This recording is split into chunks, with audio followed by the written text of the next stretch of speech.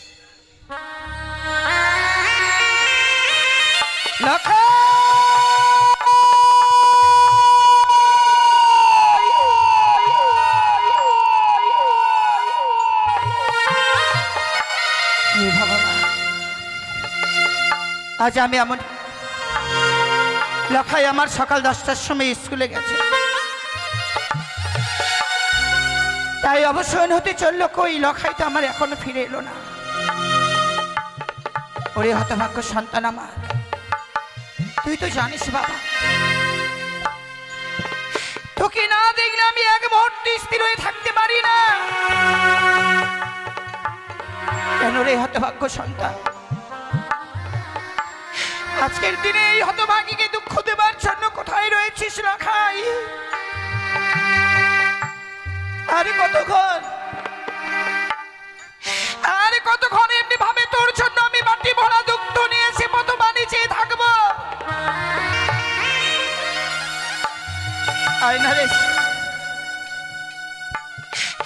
একটি বার তোর এই হতভাগীকে এসে মা মা বলে ডেকে সান্ত্বনা দে না। তোর মুখে মা ডাক শুনবার জন্য যেন আমি কত বাণী চেয়ে রয়েছি। লখাই এলে আমি নিজ হস্তে বাটি ভরা দুঃখ মান করে দেব, কিন্তু তুই তোর মাকেই ভুলে গেলি লখাই। আয় বাবা,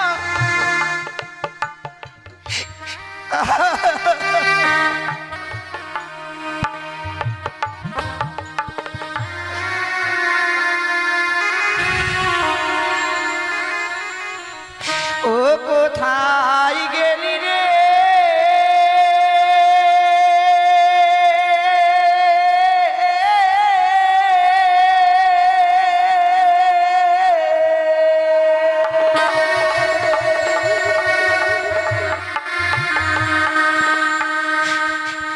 ওরে বাপ লখাই,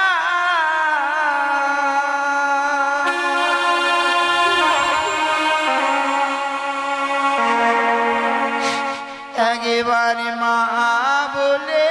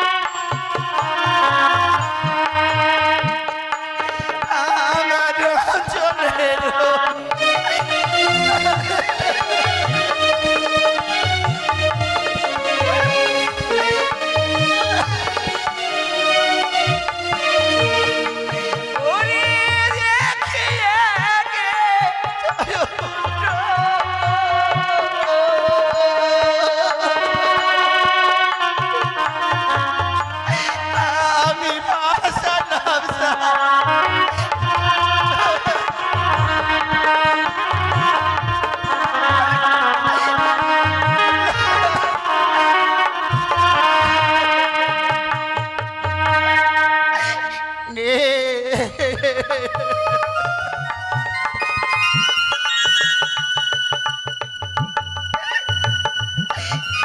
নেই আমার প্রাণ দিকে লখাই আর রে একে ওগো ভগবান একে আমি শুনছি, মন বলছে কে যেন রাজপ্রাসাদে ডুকরে ডুকরে কাঁদছে। না না, আমি একবার রাজপ্রাসাদে প্রবেশ করে দেখি এমন কি হয়েছে কার যার জন্য কাঁদছে। লখাই রে কি বৌমা, বৌমা, কাকা বাবু বৌরানী, কি হয়েছে মা? আজ তুমি অমন করে অঝর নয় কাঁদছো কেন মা? ওগো কাকা বাবু আমার বুকের মানিক, বুকের মানিক, আমার বুকের মানিককে মনে হয় আমি চিরদিনের মতো হারিয়ে দিলাম। বৌমা, কি বলছো তুমি? তুমি কি লখাইয়ের কথা বলছো মা? কি হয়েছে দাদু ভাইয়ের? বলো না মা, কি হয়েছে? আমার লখাইকে আপনি সকাল 10টার সময় দিয়েছেন স্কুলে না? সত্য? কিন্তু অবসর হয়ে গেল, লখাই আমার এখনো ফিরে এলো না গো কাকা বাবু। বৌমা, কি বলছো? লক্ষ্মীন্দর এখন আমাদের ফিরে আসেনি? না না, আমার তো আর কিছুতেই ভালো লাগছে না। বৌমা, খেদো না মা, খেদো না। লক্ষ্মীন্দর আমাদের ছেলে মানুষ, তো হয়তো কোনো বন্ধু বান্ধবদের সঙ্গে খেলায় মেতে গেছে, হয়তো কোনো বন্ধু বান্ধবের বাড়ি গিয়ে সে ঘরের কথা ভুলে কাকা গেছে। বাবু, সারা চম্পলা নগর যেন তন্ন বিতন্ন করে খুঁজে দেখলাম, আমার লখাইয়ের স্কুলের বন্ধুদের দাঁড়িয়ে দাঁড়িয়ে গিয়ে বললাম, ওরে অমর, ওরে কৃষ্ণ, তোরে একটিবার বল না বাবা। কিন্তু তারা কি বললো মা? ওরা সবাই বললো, গো রানীমা, আমাদের স্কুল ছুটি হবার পর সে লখাইয়ের সঙ্গে আমাদের আর সাক্ষাৎ হয়নি। বৌমা, হে কি সব? না না, খেদো না মা, কাঁদতে নেই মো, কাঁদতে নেই। তুমি তো জানো মা, আমি কাঁদবো না। মারে, মায়ের চোখের জলে যে সন্তানের অকল্যাণ হয় মা। কিন্তু আপনি তো জানেন গো কাকা বাবু, যে আমি ছয়টি সন্তানকে হারাবার পর যে আমার হতভাগ্য সন্তানকে পেয়েছি, সত্য? আমার এই সন্তানকেও যদি আমি হারিয়ে দেই, না, এই হতভাগ্যে মা। না মা, ওই অলক্ষণে কথা বদলে উচ্চারণ করতে নেই। আমি এতক্ষণে বুঝলাম বৌমা, আমি লখাইকে পাঠশালায় যখন রেখে এসেছিলাম, আমি লখাইকে বলেও এসেছিলাম, শুনে দাদু ভাই, তোমার পাঠশালার ছুটি হলে আমি তোমায় নিতে আসবো। আজ লখাইকে নিতে যাইনি তো, তাই বুঝি আমার উপর অভিমান করে লক্ষ্মীন্দর আমাদের গৃহ মাঝে ফিরে আসেনি। আমি কথা দিচ্ছি বৌমা, আমি তোমায় কথা দিচ্ছি, এই মুহূর্তে লখাইয়ের সন্ধানে বেরিয়ে পড়বো, সারা চম্পকনগর তন্ন বিতন্ন করে খুঁজবো, যেখানে যে অবস্থায় পাই না কেন লক্ষ্মীন্দরকে খুঁজে নিয়ে আসবোই বৌমা। আমি আমি কথা দিলাম। ওগো ভগবান, সন্তান হারাবার যন্ত্রণা সব বাবা মায়েরা জানে না গো। যে বাবা মা সন্তানকে হারিয়েছে, সেই বাবা মায়েরাই জানে সন্তান হারাবার সে কি যন্ত্রণা। আমি যে সন্তান হারা মা,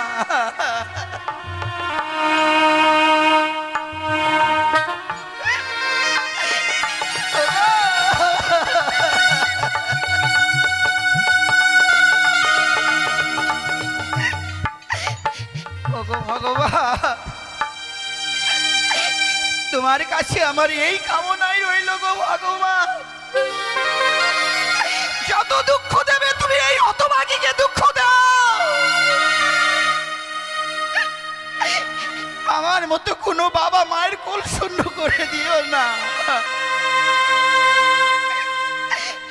আমি যা সহ্য করবো সে মায়েরা কেউ সহ্য করতে পারবে না। তাই কোনো বাবা মা কোল তুমি শূন্য করে নিও না।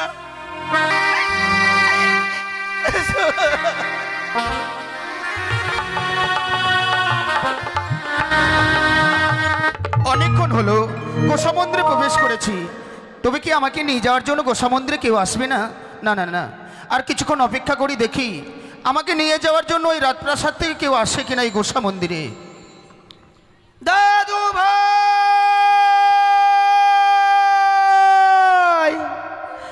লোকা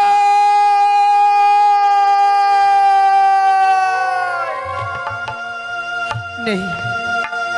আমি সারাটি চম্পলে যেন তন্ন বিতন্ন করে খুঁজলাম, কেউ যেন লক্ষ্মীন্দরের সংবাদ আমায় দিতে পারলো না। তবে কি চম্পলে ছেড়ে অন্য কোথাও চলে গেছে? কিন্তু আমি তো রানীমাকে কথা দিয়ে এসেছি, আমি লক্ষ্মীন্দরকে যেই করে হোক না কেন রাজপ্রাসাদে ফিরিয়ে নিয়ে আসবো। কিন্তু কি করি? না না, আজকে আমি লখাইকে নাই বা পেলাম, আগামীকাল আবার লখাইয়ের সন্ধানে বেরিয়ে পড়বো। লখাইকে যেই করে হোক না কেন আমি খুঁজে নিয়ে আসবোই, যাই রাজপ্রাসাদেই যাই। দেখি একে আজ আমি দেখছি গোসাঘরের দরজা বন্ধ। এই গোসাঘরের দরজা তো প্রত্যেকদিন খোলা থাকে, তাহলে কি লক্ষ্মীন্দর প্রবেশ করে আছে? না, লক্ষ্মীন্দর প্রবেশ করতে যাবে কেন? লক্ষ্মীন্দর তো আমাদের ছেলে মানুষ, সে তো অনুরাগ সম্বন্ধে কিছু বোঝে না, তাহলে কে প্রবেশ করে আছে?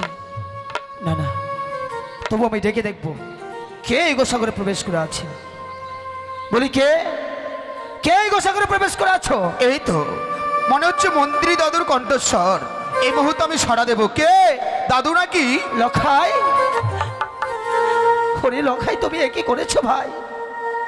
তোমায় আমি তন্ন বিতন্ন করে সারা চম্পকনগর খুঁজে এলাম, আর তুমি নাকি প্রবেশ করে আছো এই গোসাঘরে। বেরিয়ে এসো দাদু, বেরিয়ে এসো। তোমার বিহনে যে তোমার মা জননী কেঁদে কেঁদে পাগলনি প্রায়। আমি বের হতে পারি, তার আগে তোমায় যে আমার সঙ্গে 3 সত্য অঙ্গীকারে আবদ্ধ হতে হবে। আমি তাও করবো দাদু ভাই। তবে বলো 1 সত্য, 2 সত্য, সত্য 3 বার। তুমি যাহা বলিবে আমি পালিব শতবার। এই মুহূর্তে আমি দরজাখানা খুলে দিচ্ছি। দাদু, আহারে তোমার গৌর বরণ অঙ্গ, সেই দেখো মশার কামড়ে যেন তোমার ক্ষত করে দিয়েছে। চলো দাদু ভাই চলো, তুমি তোমার মায়ের কাছে চলো। কিন্তু আমি গোসাঘরে কেন প্রবেশ করেছিলাম জানো দাদু? কেন? তবে শোনো আমি বলছি। বলো।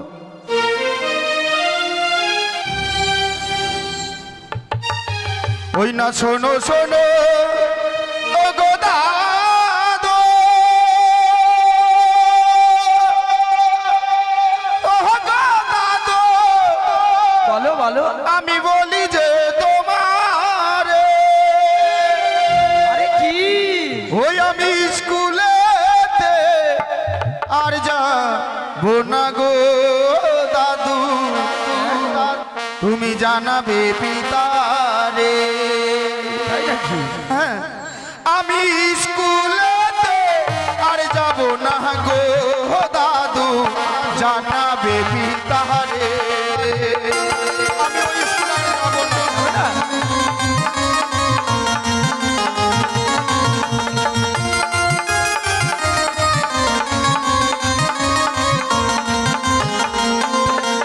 ওই না স্কুলের লিখা পড়া, ও গো দাদু ভালো যে লাগে না, লিখা পড়াই ও গো দাদু আমার মন যে বসে না। তাই নাকি? লিখা পড়াই ও গো দাদু আমার মন যে বসে না, আমার ভালো লাগে না।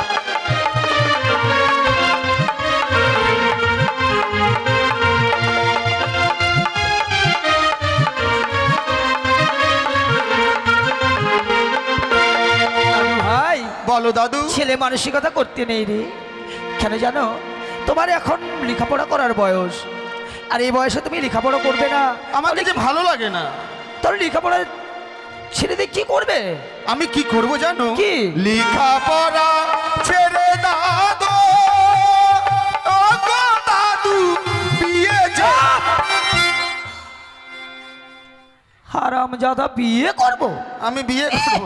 বিয়ে করব লেখাপড়া ছেড়ে? শুধু তাই নয়। আরে দাঁড়াও, বলো। বিয়ে করতে গেলে তো এমনি এমনি বিয়ে করা যায় না। তবে মেয়ে দেখতে হবে, আর উপযুক্ত বয়স হতে হবে।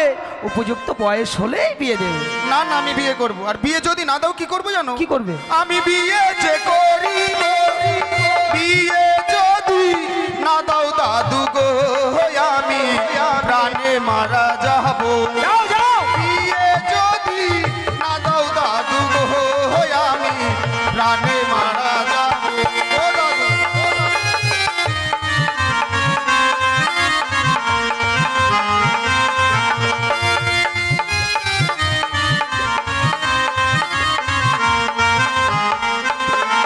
আবার হস্তে ধরি, পায়ে পড়ি, ও গো দাদু, বলি যে তোমার বিয়ের কথা, ও গো দাদু, তুমি জানাবে পিতারে। আমার বিয়ের কথা, ও গো দাদু, তুমি জানাবে পিতারে। তোমার কোনো কোনো শুনতে চাই না। দেখুন, ও দাদু,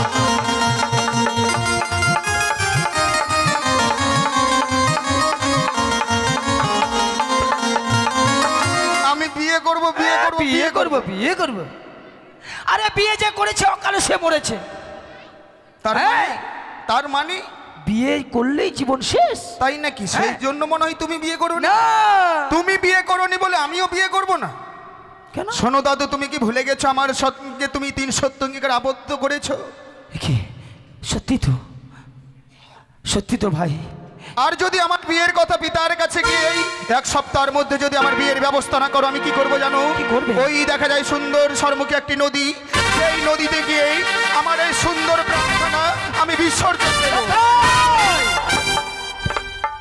না দাদু ভাই, কথায় কথায় যেন আত্মবিসর্জন দেব। হরে হরে, তুমি হয়তো জানো না যে 84 লক্ষ জন ভ্রমণ করার পরে হয় একবার মানব জনম।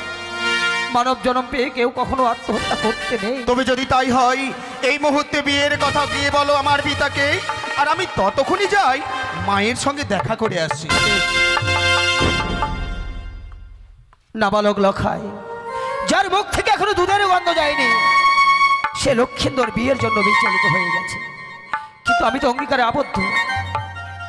কি করে সদাগরের কাছে গিয়ে বলবো যে আমাদের নাবালক লক্ষিন্দর বিয়ের জন্য উন্মাদ হয়ে গেছে? না না, বলতে তো আমাকে হবেই। চাই ওই সদাগরের কাছেই যাই।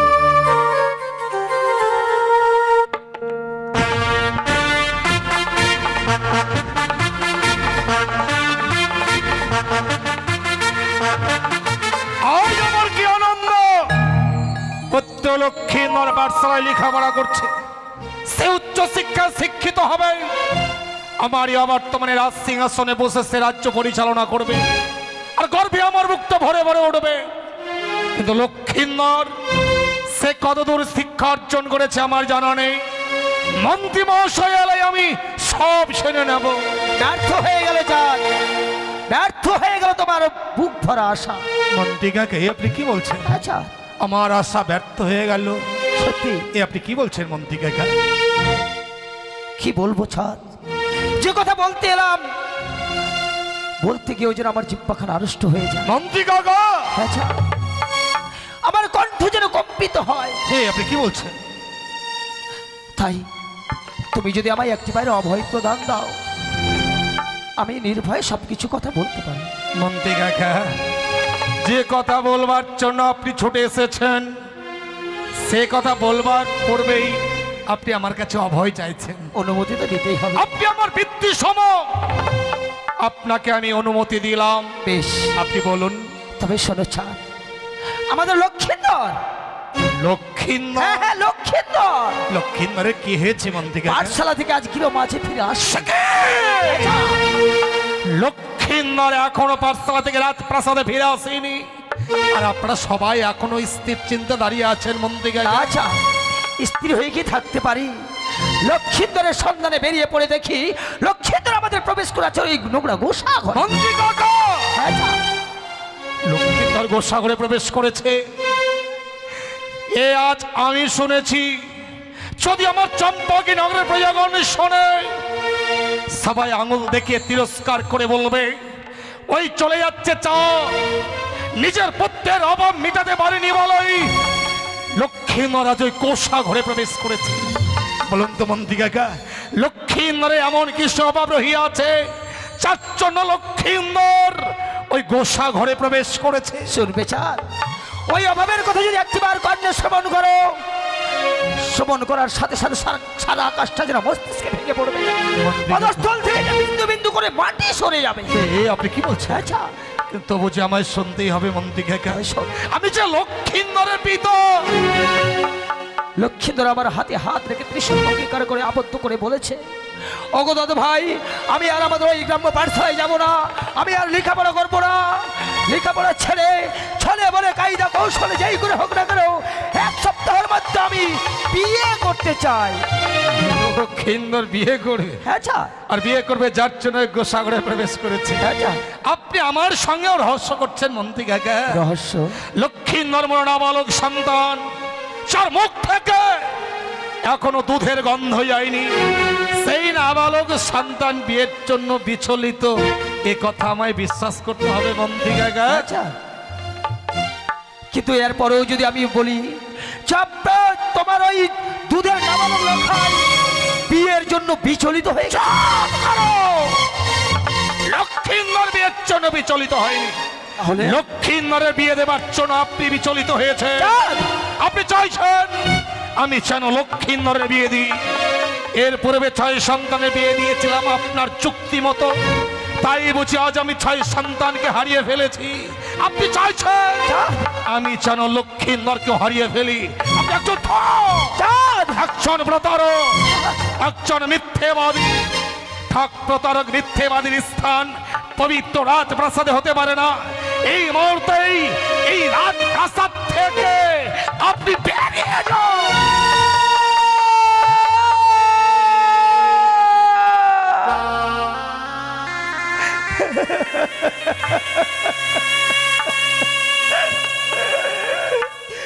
ভগবান,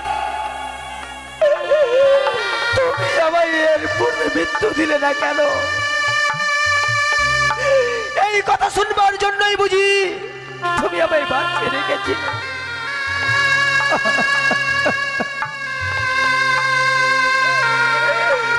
আজ সত্যি কথা বলতে এসে আমি একজন প্রতারক হয়ে গেলাম, আমি একজন মিথ্যেবাদী হয়ে গেলাম।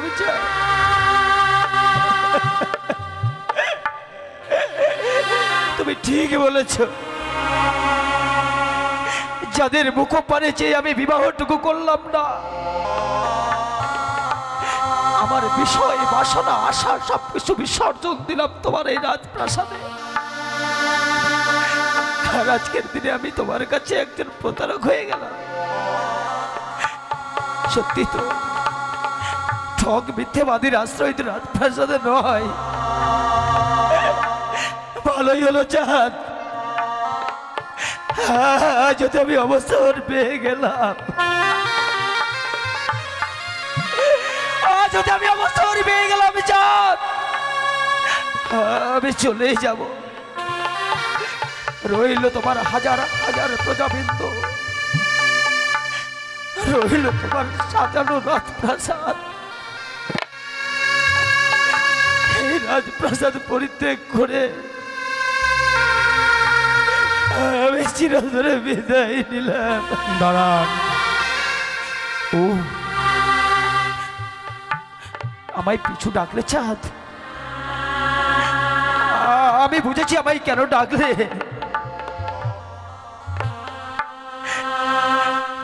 আমার বয়স হয়েছে তো, আমার স্মৃতি শক্তি লোপ পেয়েছে বাবা। আমার জানা ছিল না যে রাজপ্রাসাদ পরিত্যাগ করার পূর্বে এই তোমার দেওয়া অঙ্গের বস্ত্রখানি খুলে দিতে হবে। মন্ত্রী কাকা, নাও না চাঁদ, একটিবারে খুলে নাও। আপনি কি বলছেন? ওই মন্ত্রীর পোশাক খুলে নেবার জন্য আমি আপনাকে পিছু ডাকিনি মন্ত্রী কাকা। তাহলে কটু ভাষা প্রয়োগ করেছে বলে রাজপ্রাসাদ পরিত্যাগ করে চলে যাচ্ছেন। অবুতি সন্তান তো মা বাবার বুকে লাথিও মারে, তাই বলে কি সন্তানকে ছুঁড়ে ফেলানো যায় মন্ত্রী কাকা?